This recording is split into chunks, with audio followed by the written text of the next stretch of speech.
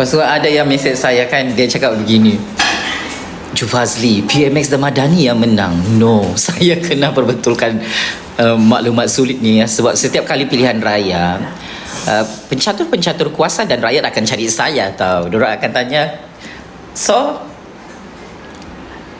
apa yang akan berlaku pada PRU 16 Jufazli? Now you tak perlu susah-susah cari saya di mana. Saya hanya perlu buat live. Saya kena bagi tahu PMX dengan Madani kalah teruk tau PRU 16. Dan bila terlalu banyak kesilapan pentadbiran ni, ini membuka ruang kepada Parti Perikatan Nasional, parti pembangkang lain untuk membuat tsunami politik ya. Terus terang saya cakap, tsunami politik is coming. Dan yang rugi adalah tidak lain tidak bukan PMX. Jadi saya kena katakan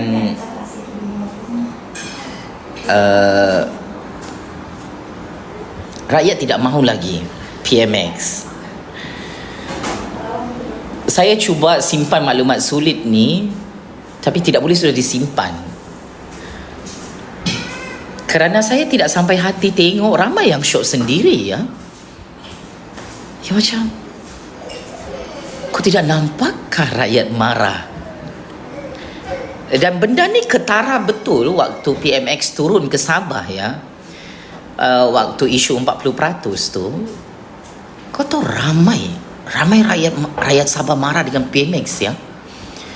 Saya kena laporkan kepada semua pemimpin. Paling ketara PMX kena maki oleh rakyat waktu dia turun ke Sabah. Sebab orang Sabah sudah pernah kena tipu tau. Berjanji 40%, berjanji 40%. Jadi saya pun macam susah tau backup PMX sekarang. Sebab terlalu banyak masalah pentadbiran dia. Ini belum cerita skandal tau. Jadi bila kita ni terlalu banyak gimmick, terlalu banyak wayang, terlalu banyak political stunt, terlalu banyak macam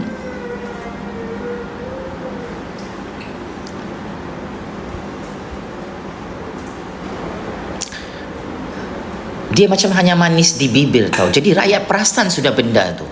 Untuk kali pertama, baru-baru ni pesta keamatan, kalau kau perasan PMX kena maki bang. Tidak pernah saya nampak barang ni.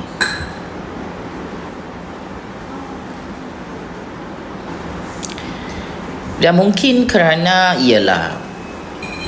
saya tidak tahulah kenapa perubahan gaya kepimpinan tu hilang aura ya. Saya katakan kenapa Madani kalah PRU 16, PMX sudah hilang dia punya majlis politik dan aura dia tu sudah tidak macam dulu.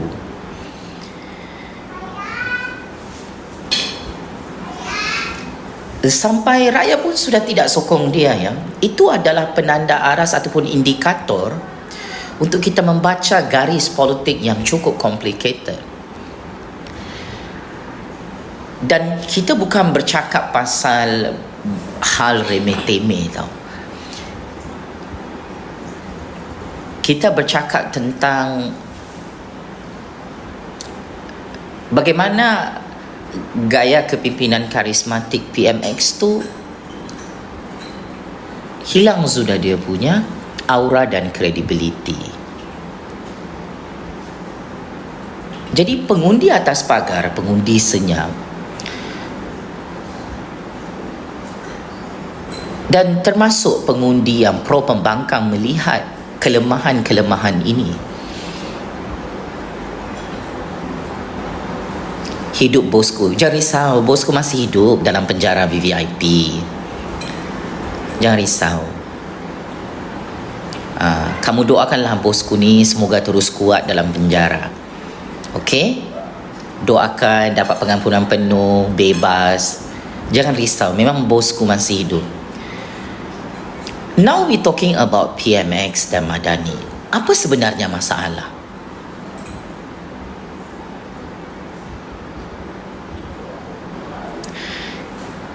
Tidak ada yang memberi intelligent briefing secara tepat kepada PMX.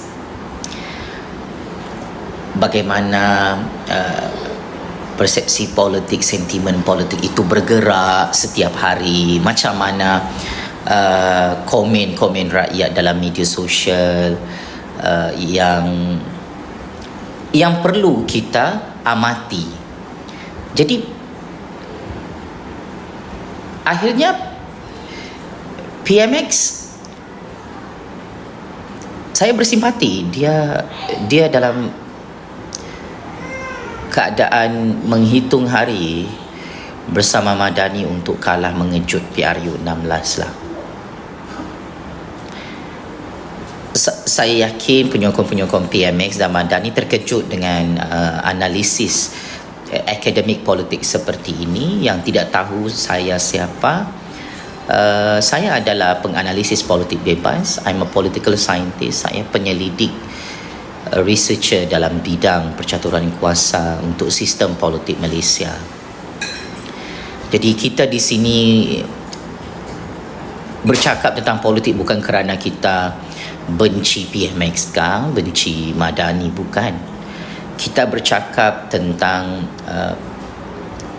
variables dalam analisis politik Malaysia ni, yang mana untuk makluman intel dalam Malaysia, PMX dan Madani will collapse General Election 16. Jadi bila perkara ini tidak ada yang mahu melaporkan kepada PMX, itu yang menyebabkan PMX shock sendiri dengan dia punya pasukan media. Jadi kalau saya tidak tegur, tidak ada yang mau bangun daripada tidur yang lena. Lepas tu kita harap tidak ada yang tegur. Ini masalah juga dalam politik. Kita mau semua orang setuju dengan kita. Tidak boleh begitu. Jadi lihat, orang faham bahawa aura Madani tu macam bukan lagi jatuh ya, memang hilang. Aura dia sebagai parti pemerintah yang popular, yang powerful, yang mempunyai aura dan karismatik tu hilang kerana nakhodanya pun prestasinya merosot. Okey. Jadi kita kena berbahas perkara ni.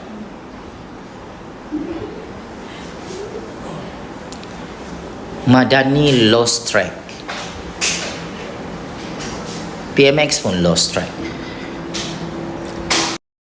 So kita melihat dari segi dasar ekonomi politik pun kita terlalu fokus dengan isu antarabangsa, hal ehwal dunia. Jadi PMX dengan Madani ketinggalan isu-isu domestik. Jadi mau dekat sudah PRU 16 masih lagi sibuk pasal hal-hal antarabangsa. Ya, kita faham dasar luar sesebuah negara itu sangat penting, tetapi adalah kurang bijak bila kita menganggap enteng hal-hal dalam negara. Dia terlalu fokus untuk menaikkan nama di peringkat antarabangsa. Memang nama PMX sangat popular di peringkat antarabangsa, tetapi di dalam politik domestik populariti PMX merudum jatuh. Ada yang kata data-data statistik ekonomi Malaysia di peringkat dunia meletup dan cemerlang. Itu betul. Tetapi kalau kita tengok data secara mikroekonomi dalam pasaran ekonomi domestik Malaysia, data statistik rakyat marah pasal harga barang sangat mahal, bil elektrik sangat mahal, kos sara hidup sangat tinggi, gaji rendah. Data-data itu lebih penting daripada data-data antarabangsa ya. Jadi data antarabangsa tu kita bercakap pasal ekonomi dunia, itu hak PMX dan Madani untuk mengangkat naratif yang baik. Kita tidak nafikan nilai ringgit pada tahap yang terbaik di dunia. Tetapi itu belum cukup untuk melonjakkan nama PMX dan Madani dalam keadaan hal-hal ekonomi rakyat tu dekat bawah. Masalah tu kita gelapkan, jadi rakyat marah lah. Jadi dalam politik ni,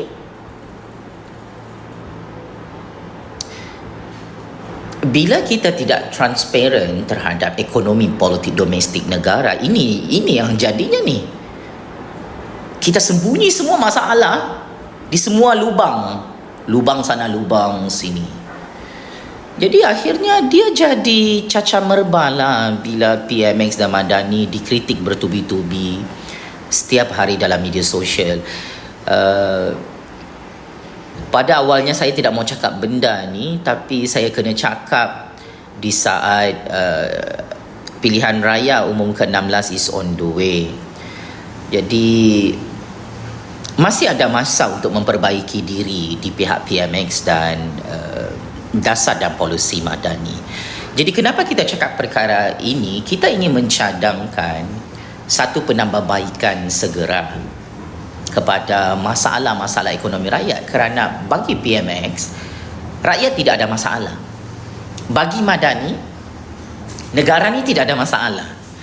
So ini cukup sukar untuk diterima oleh rakyat tau. Kita tidak boleh kata semua masalah rakyat selesai. Jadi rakyat pun ketawa. Ya, macam, selesai apa? Harga petrol dan diesel di semenanjung Malaysia pun marah ya, sebab subsidi mereka ditarik dan mereka rasa tidak adil. Harga petrol dan diesel di semenanjung Malaysia mahal. Jadi walaupun isu ni macam, yelah, kita anggap tidak besar masalahnya, tapi bagi rakyat besar masalahnya tu. Kamu faham kan? Jadi bila kita jadi Perdana Menteri, jadi parti pemerintah ni, kita kena tahu satu benda. Kita tidak boleh menipu rakyat. Kita cakap ekonomi politik negara tidak ada masalah. Mustahil. Semua negara di seluruh dunia ada masalah ekonomi politik domestik mereka. Cuma tidak bolehlah kita ni kan, kita cakap semua serba-serbi okey. Ini yang menyebabkan pemimpin kita syok sendiri. Lepas tu bila orang, ini pengundi you ya, pengundi you atau pengundi atas pagar buat aduan, you tidak layan, you anggap tidak ada masalah. Jadi propaganda politik yang dibentangkan oleh PMX dan Madani is backfire to them, kerana terlalu banyak propaganda yang menggambarkan seolah-olah ekonomi politik di era Madani ini sempurna. Ini masalah naratif seperti ini. So it should be balanced lah. Kalau kita buat naratif, kita kena highlight apa itu komplain rakyat, apa itu masalah ekonomi negara. Lepas tu kita, yelah, saya minta maaf, saya sebagai Perdana Menteri, saya akan bekerja keras untuk selesaikan aduan-aduan rakyat setiap hari. Okey, ini saya punya penyelesaian. Okey, turun padang. Jangan sekadar buat wayang, buat gimmick, buat ucapan manis di bibir. Kerana akhirnya rakyat tu penat juga kena tipu hari-hari. Dan masalah besar kenapa PMX dan Madani hari-hari kena marah oleh rakyat ya, dalam media sosial, kena maki oleh rakyat. It is because PMX mungkin terlupa Era kerajaan serba tahu tu sudah berakhir.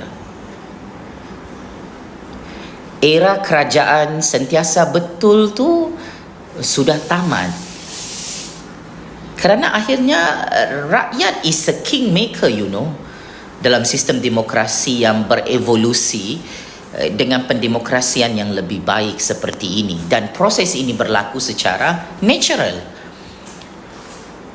Jadi bila kita merasakan kita jadi Perdana Menteri, kita jadi parti pemerintah, kita lebih tahu segala-galanya berbanding rakyat. Ini masalah yang menyebabkan syok sendiri.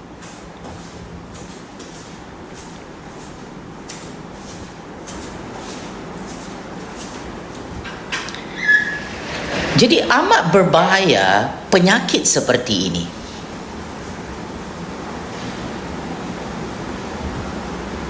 Amat berbahaya. Sebab you rasa you always right, rakyat you wrong. Ini masalah. Dan itu yang menyebabkan keruntuhan empayar kekuasaan seorang Perdana Menteri dan parti pemerintah. Sehebat manapun Perdana Menteri itu berkata-kata, atau parti pemerintah itu sehebat manapun menyembunyikan masalah ekonomi politik domestik mereka, kita kena tahu satu rules dalam game kuasa ini. Rakyat hari-hari nampak anda buat kerja dan tidak buat kerja. Rakyat menghakimi kita dan mengadili kerja kita. Jadi kalau setakat hanya bercakap, berjanji, menipu, spin, atau buat retorik, propaganda, ini tidak akan membantu PMX dan Madani untuk menang PRU 16. Amat sukar untuk rakyat mengundi anda lagi.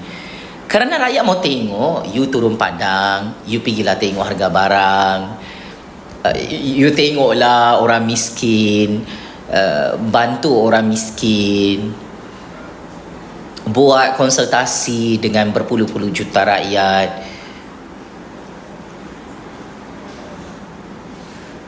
tegur YB anda yang tidak turun kawasan.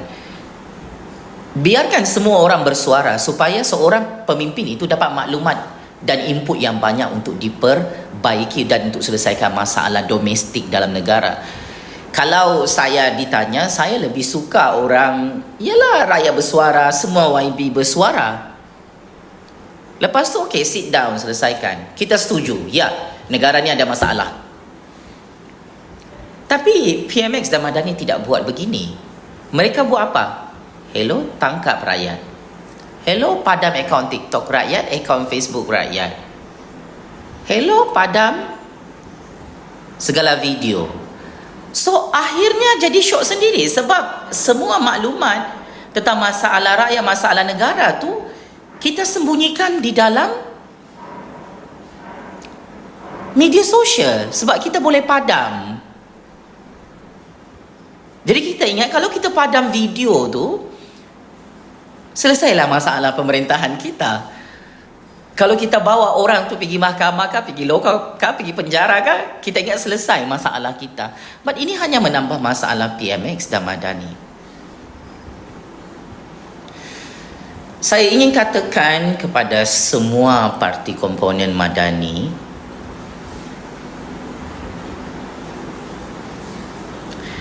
tsunami politik PRU 16 boleh berlaku bila-bila masa jika kita menganggap rakyat tidak ada kuasa. Jika kita menganggap suara rakyat tu tidak betulkah, tidak pentingkah, atau kita anggap tidak ada lawan kami ni. Ini juga masalah PMX dengan Madani. Saya kena bocorkan rahsia.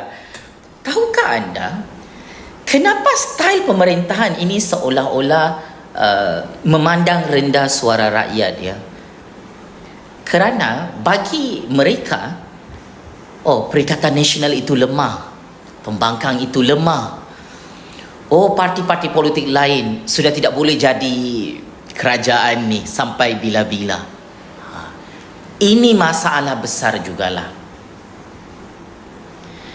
dalam sistem politik demokrasi, dalam blok kerajaan atau dalam blok pembangkang, PMX dan Madani cuba main play safe.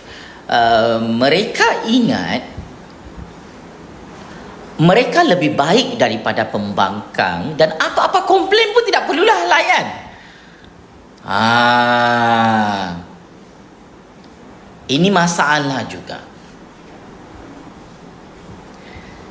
Jadi bila kita suka pandang rendah dengan lawannya, maka akhirnya kita syok sendirilah. That's why dalam politik ni kita kena bersikap rasional, kita kena bersifat objektif, kita tidak boleh taksub, dan kita kena update percaturan kuasa ni. PMX dan Madani ada satu tempoh masa mereka prestasi mereka baik, dan mereka ingat masa tu bergerak, garis masa tu bergerak, mereka ingat hari-harilah prestasi mereka itu baik. Disebabkan mereka pandang rendah dengan lawan, mereka tidak menyedari ada beberapa tempoh masa prestasi mereka merudum jatuh. Macam sekarang,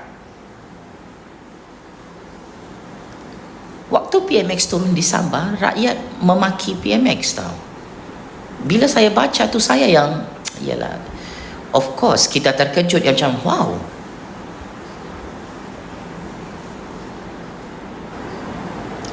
Dan paling mengerikannya, semua bangsa sudah berani mengkritik PMX bersama Madani. Jadi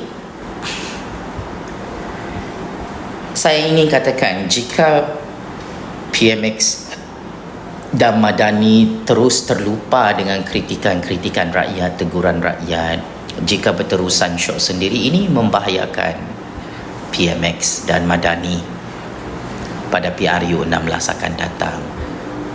Madani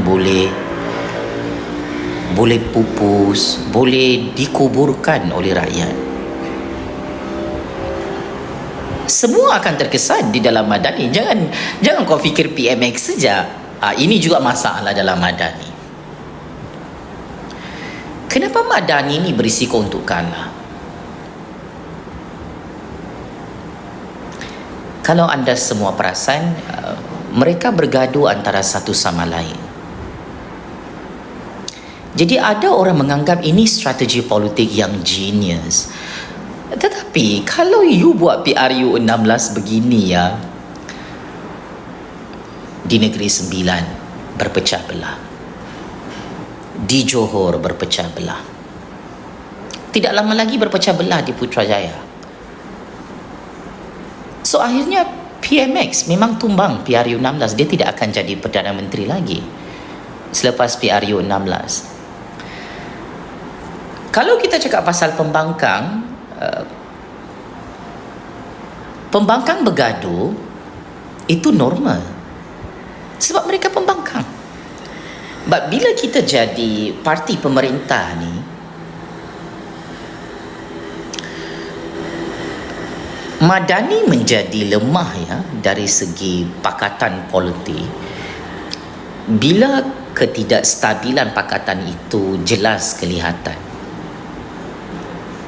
So kalau kita berhujah pembangkang kalah sebab bergaduh hari-hari, Madani lagilah terang bersuluh bergaduh hari-hari. Jadi kalau kita guna hujah itu, PMX memang tumbanglah PRU 16. Disclaimer, saya ingin katakan, kita menyokong mana-mana Perdana Menteri, mana-mana parti pemerintah di negara ini. Tetapi jika kita melihat pemimpin dan parti pemerintah itu pada tahap yang kritikal, kami perlu sampaikan maklumat ini secara terbuka. Kami rakyat di bawah ni tidak ada masalah. Siapa-siapa pula Perdana Menteri, siapa-siapalah parti pemerintah tu, okey. Cuma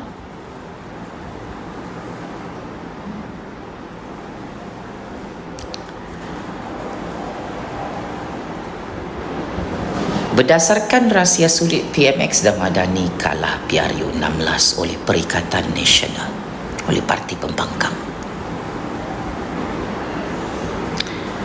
Saya kena ulang perkara ni.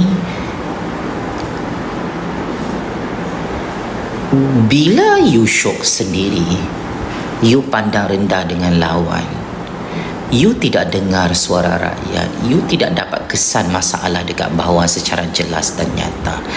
Kita sembunyikan semua masalah ekonomi politik domestik negara. Kita hanya bagi janji bulan bintang. Saya kena bagi tahu satu perkara.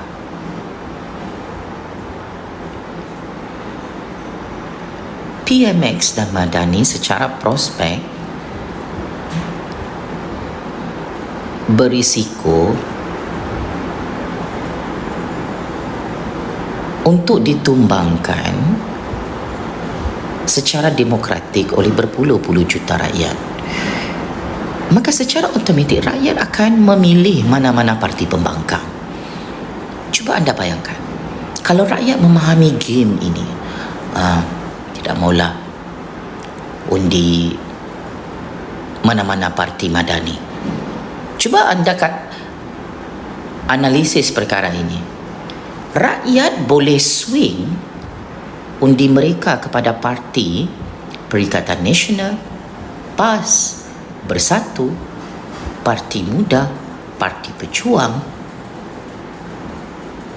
Parti Bersamamu.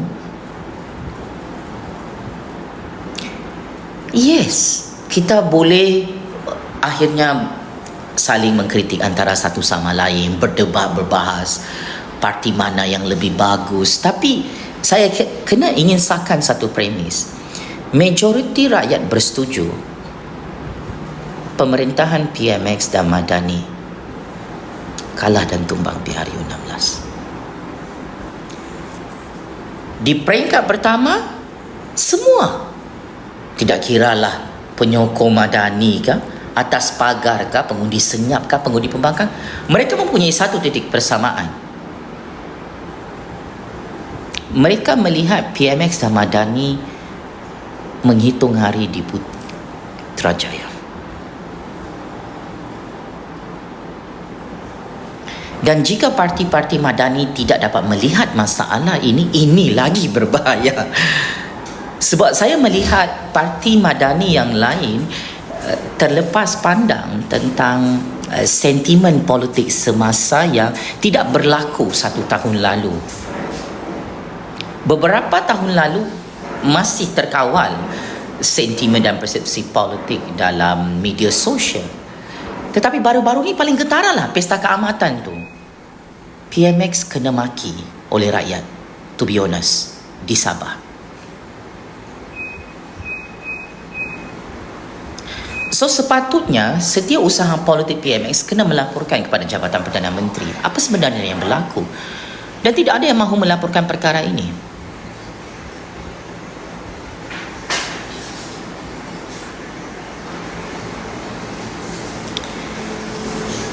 Jadi sebab itu kau boleh baca komen-komen di sini. Saya tahu orang PMX ramai menonton benda ni walaupun kau tidak bersetuju dan tidak percaya. Saya amat terkesima dan amat terkejut. Saya telah membocorkan 2 rahsia sulit yang cukup besar yang tidak pernah saya bocorkan. Beberapa hari lalu saya katakan Pakatan Harapan berisiko untuk kalah teruk PRU16 macam pilihan raya Sabah 2025 baru-baru ni. Di situ memang video tu agak panas sebab saya sudah jangkakan, saya sebagai graduan master first class dalam bidang ilmu sains politik, kita membuat kajian persepsi politik ni 3 tahun tau. Kita tengok dia punya trend persepsi politik itu macam mana. So pada awalnya trend persepsi politik itu berpihak kepada PMX dan Madani. Tetapi di hujung-hujung ni dekat PRU16 data kajian persepsi politik dalam media sosial selama 3 tahun tidak berpihak kepada PMX dan Madani. Jadi sama ada you percaya atau tidak percaya dengan saya ingin katakan PMX dan Madani kalah PRU 16. Saya kena cakap benda